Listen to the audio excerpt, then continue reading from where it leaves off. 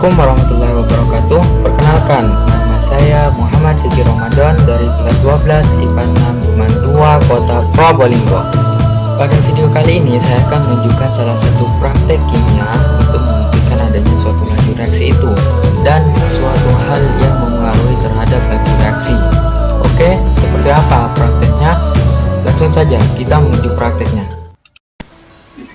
Sebelum memulai praktikum, seperti biasa, kita harus memakai beberapa alat keselamatan kerja, seperti jaket,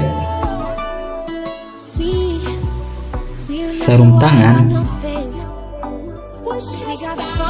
dan juga masker.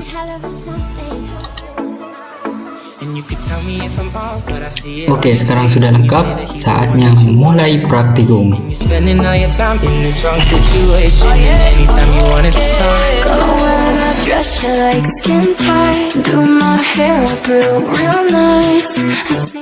Alat dan bahan yang digunakan dalam praktikum laju reaksi adalah sebagai berikut. Pertama, gunting,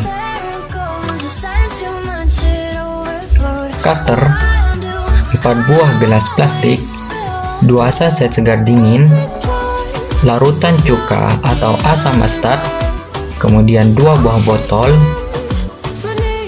balon sebanyak 2, kemudian sendok, soda bubuk, dan terakhir adalah 2 biji suplet vitamin.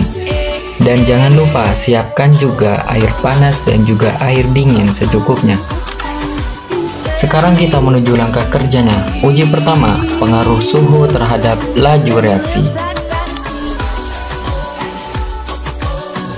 Siapkan 2 gelas dan 2 bubuk segar dingin. Potong bungkus segar dingin dan tuangkan isinya pada tempat yang sudah disediakan. Siapkan air panas dan air dingin. Ini adalah air dinginnya dan ini adalah air panasnya. Masukkan air dingin pada gelas yang pertama dan masukkan air panas pada gelas yang kedua. Ambil kedua bubuk segar dingin dan tuang pada gelas 1 dan gelas 2 secara bersamaan dan perhatikan laju reaksi pada kedua gelas tersebut.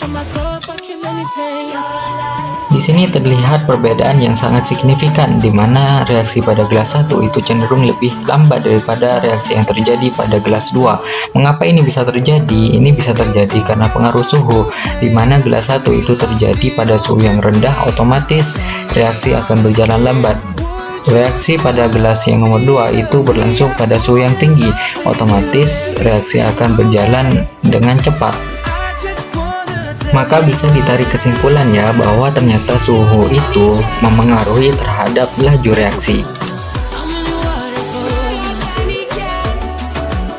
Percobaan kedua, pengaruh konsentrasi terhadap laju reaksi. Siapkan 2 botol yang sejenis.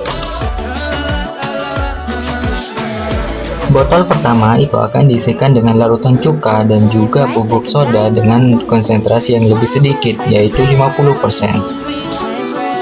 Sedang botol yang kedua itu akan diisikan dengan larutan cuka dan juga bubuk soda dengan konsentrasi yang lebih banyak, yaitu 100%. Tuangkan bubuk soda pada tempat yang sudah disediakan. Kemudian masukkan bubuk soda pada kedua balon yang sudah disiapkan. Pastikan balon pertama itu diisi dengan 50% dan pastikan balon yang kedua diisi dengan 100%.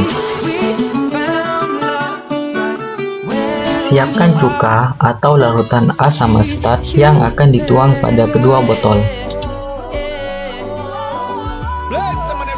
Selanjutnya, tuangkan cuka pada botol pertama dan juga botol kedua.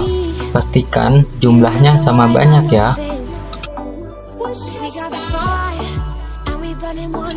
Tambahkan juga sedikit air pada kedua larutan cuka tersebut. Kemudian diaduk-aduk agar larutan cuka bisa homogen.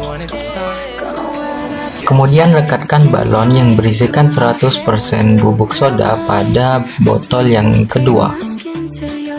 Untuk balon yang berisi 50% bubuk soda itu direkatkan pada botol yang nomor 1. Angkat kedua balon secara bersamaan dan perhatikan reaksi yang terjadi. Di sini terjadi perubahan yang sangat signifikan, di mana botol kedua memiliki gelembung yang ukurannya lebih besar daripada yang botol pertama. Hal ini terjadi karena konsentrasi bubuk soda yang terdapat pada botol yang kedua itu lebih banyak daripada konsentrasi bubuk soda yang terdapat pada botol yang pertama. Ini sudah tentu membuktikan bahwa konsentrasi itu memengaruhi terhadap laju reaksi.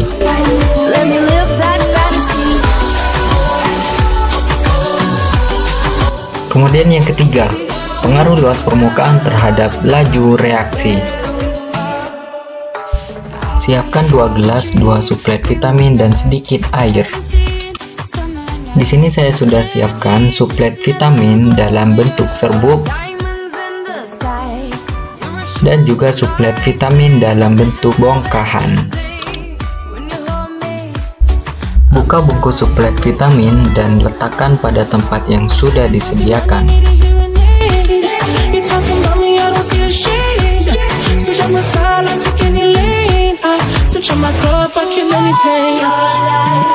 Langkah selanjutnya, tambahkan air pada 2 gelas yang sudah disediakan.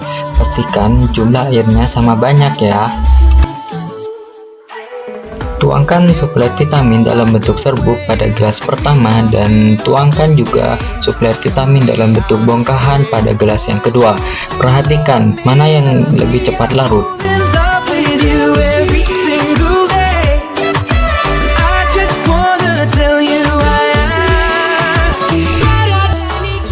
Nah, di sini terlihat sangat jelas ya bahwa suplet dalam bentuk serbuk itu lebih cepat larut daripada suplet dalam bentuk bongkahan. Nah, mengapa ini bisa terjadi? Ini bisa terjadi karena suplet vitamin dalam bentuk serbuk itu memiliki luas permukaan yang lebih besar daripada yang berbentuk bongkahan. Nah, dapat ditarik kesimpulan ya bahwa luas permukaan itu dapat mengaruhi laju reaksi, di mana semakin luas permukaan maka semakin cepat pula laju reaksinya. Semakin kecil luas permukaan maka semakin lambat pula laju reaksinya. Oke, mungkin sekian video dari saya tentang praktek laju reaksi dan hal-hal yang mempengaruhinya. Semoga yang sedemikian ini bisa bermanfaat bagi kalian semua dalam mempelajari kimia lebih dalam lagi. Oke, kurang lebihnya mohon maaf. Salam cepat dan wassalamualaikum warahmatullahi wabarakatuh.